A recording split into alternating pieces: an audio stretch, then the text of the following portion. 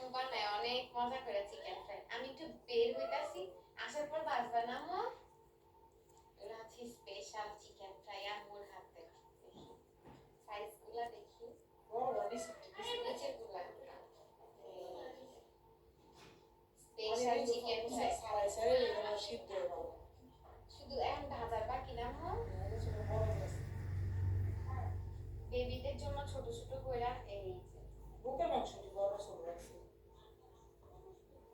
আমি আসি, আসার পরে আম্মু গরম গরম ভাইজা দিবে। এই যে একদম কাঁচা মরিচ বাটা দিয়ে মনে করছো, হ্যাঁ? আসার সময় রুটি নিয়ে আসবো, হ্যাঁ আম্মু? না আম্মু, এই যে আম্মু চিকেন ফ্রাই ভাজতেছে। আহা, চিকেন ফ্রাই